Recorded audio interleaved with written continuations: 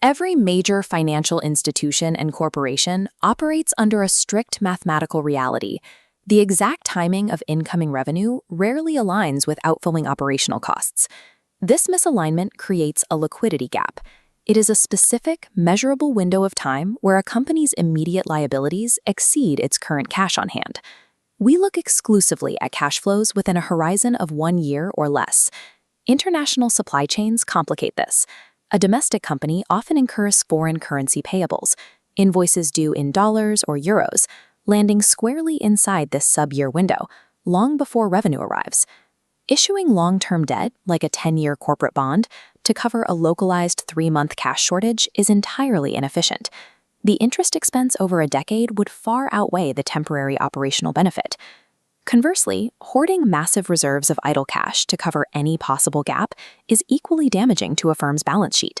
Idle cash generates zero yield.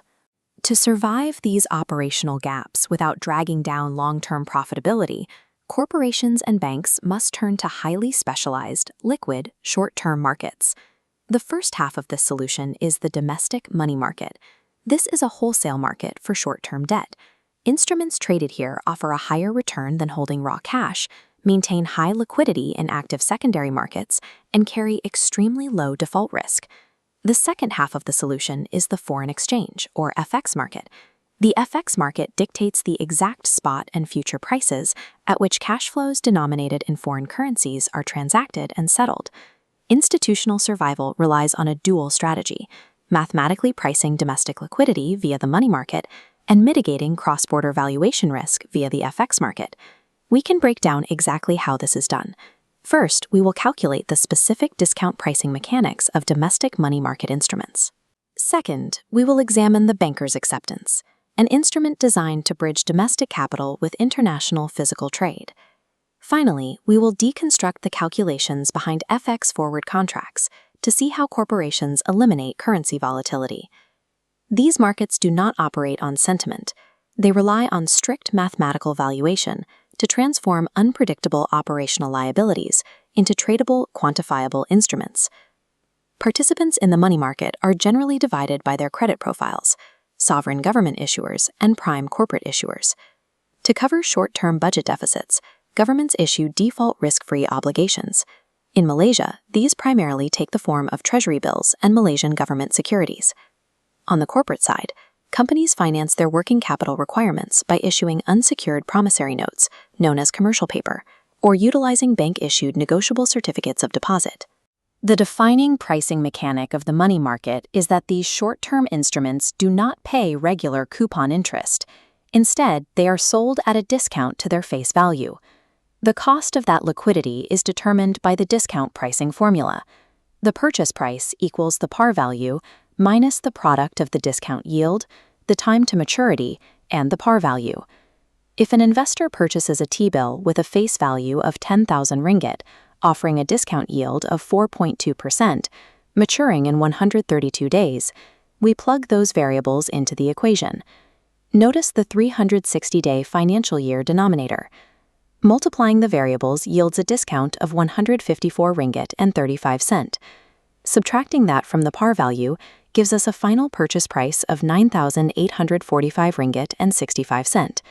That 154 ringgit margin is the precise mathematical cost of transferring immediate, risk-free liquidity from the investor to the government issuer for exactly 132 days. Domestic government funding is straightforward. International corporate trade finance requires a more complex mechanism. Cross-border trade contains an inherent trust deficit. A foreign exporter demands guaranteed payment before shipping their goods across an ocean. Simultaneously, the domestic importer needs to inspect and receive those goods before releasing their capital. The money market solves this deadlock with a specific instrument, the banker's acceptance. A banker's acceptance is a time draft payable to a seller of goods, but the ultimate payment is strictly guaranteed by a commercial bank rather than the buyer. Looking at the specimen, the payable at field is critical. The bank substitutes its rating for the importer's default risk. The due date field establishes the strict time-bound nature, classifying it firmly as short-term debt. Finally, the notation proves that a banker's acceptance must be backed by an actual, verifiable physical trade of goods, not speculative corporate borrowing. By combining a bank guarantee with proof of physical shipment, the banker's acceptance legally transforms risky international trade into a highly secure money market asset that can be sold at a discount on the secondary market. The banker's acceptance eliminates the credit risk of the importer. It does nothing to solve the underlying currency volatility of the transaction. That volatility is exchange rate risk, the certainty that the relative value of currencies will fluctuate, directly altering the actual cost of a foreign payable. If a domestic currency depreciates, meaning it falls in value relative to other currencies, foreign goods and foreign invoices become instantly more expensive for the domestic importer. This visual compares two ways to settle an invoice. On the left is a spot transaction. If a company owes $50,000 today, they exchange ringgit immediately at the current spot rate of 4.60. The cost is exactly 230,000 ringgit. But if that $50,000 payment is due 3 months from now, relying on the future spot rate introduces extreme uncertainty. The rate could easily spike to 5.00, wiping out the importer's profit margin. To hedge against this, the company executes a forward transaction, locking in a 4.65 exchange rate for a future date. Multiplying the $50,000 liability by the forward rate results in a strict cost of 232,500 ringgit. Even if the open market rate surges to 5.00 or drops to 4.00 over the next 90 days, the company's liability is frozen. Executing a forward rate mathematically isolates the corporate balance sheet from the macroeconomic chaos of the open FX market.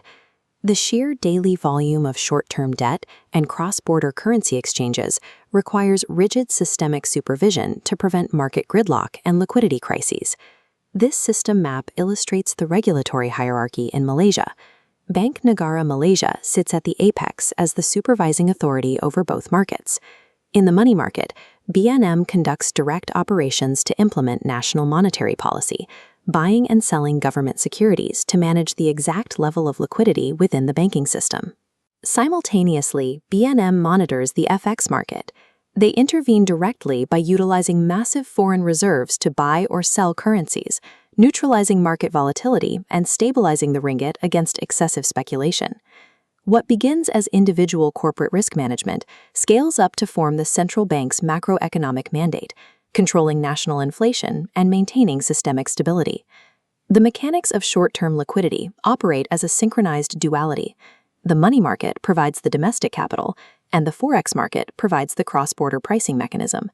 Instruments like Treasury bills, commercial paper, and bankers' acceptances are precisely engineered tools.